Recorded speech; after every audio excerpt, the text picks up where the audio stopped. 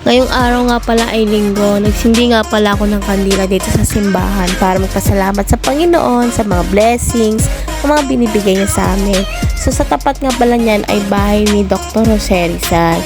So ayan, nagsindi lang ako ng kandila para mag-thank you sa mga blessing at family business namin. So ayan, ito nga pala yung bahay ni Dr. Jose Rizal. Hindi ko na pala binidyoan yung harap kasi sobrang init. Dahil alauna pala ng tanghali kami pumunta dito. So, unang bungad mo dito, makikita mo yung karwahe ni Dr. Jose Rizal. O, diba? Ayan ang kanilang entrance. So, pag pasok mo, ayan agad. Yan agad mong makikita nyo. First time kong mag-voice over, kaya sorry naman ha. So, ayan, may mga mababasa din naman kayo dyan. Pwede nyo basahin. Tapos ito, yung mga pictures ng mga lady. Hindi ko alam kung kapatid ata ito ni Dr. Jose Rizal. So, pwede siyang basahin. Ayan, marami ka namang mababasa dyan. So, dito nga pala sa bahay ni Dr. Jose Rizal, pwede ka naman mag-video. Basta wag ka lang maingay. And then, wag mong hawakan yung mga gamit dito kasi bawal. So, ayan yung mga gamit nila. Sinaunang gamit. Sorry guys. Medyo malat ako ha. Kasi may sipon ako. And then, ito yung kamiseta ni mama niya. Ayan. So, dati hindi pa uso yung panty at bra. Kaya, yan lang yun.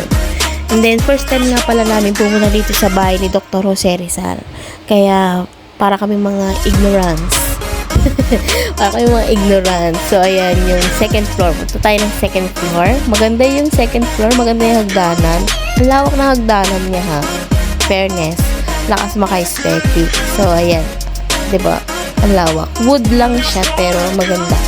And then, pag akit nyo ng second floor, ito ang makikita nyo, yung sala nila or dining table. So, ang ganda. Yan, may upuan. May sabitan ng sombrero.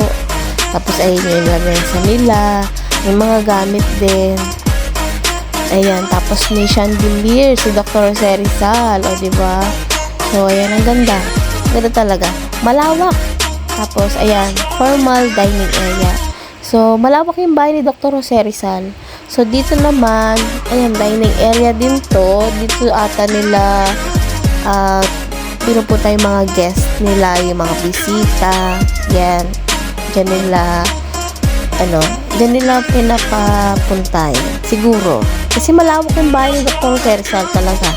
Tapos, ito yung ladies bedroom nila or girls bedroom. So, maliit yung higaan. Tama lang sa isang tao. Maganda rin. Maganda siya sa personal. Tapos, ito, dun naman sa may kwarto na yon, dun naman yung men's bedroom or boys bedroom kung tawagin. Kasi nakalagay doon is boys bedroom.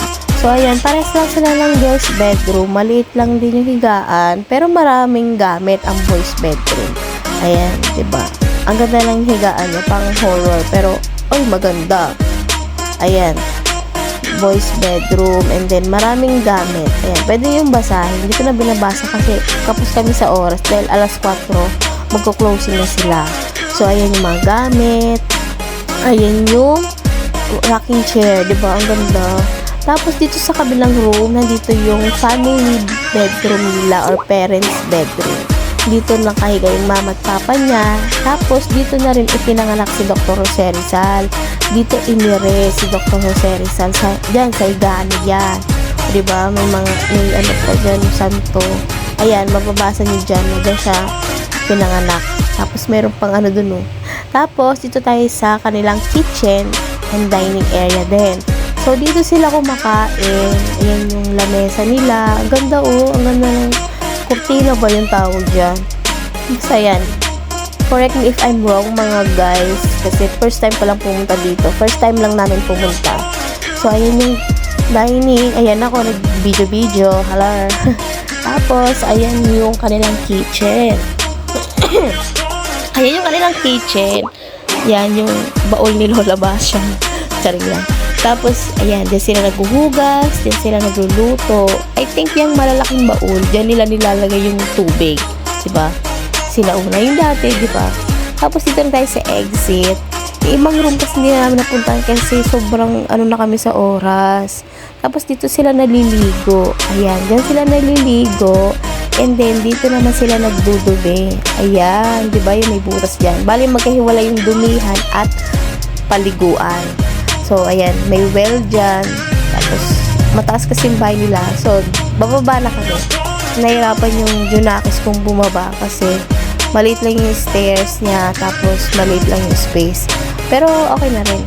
Tapos, pagbaba nyo, ayan yung makikita nyo. Ayan, ang ganda. Ang lawak. Ang lawak ng bahay ni Dr. Roserizal sa loob talaga. So, hindi ko na nabidyohan lahat.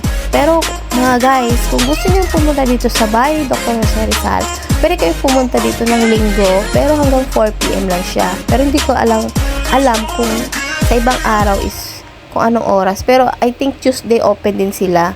Pero, ang alam ko kasi linggo open sila. And then, ayan, kung gusto nyo pumunta, dito lang yan sa Calamba, Laguna.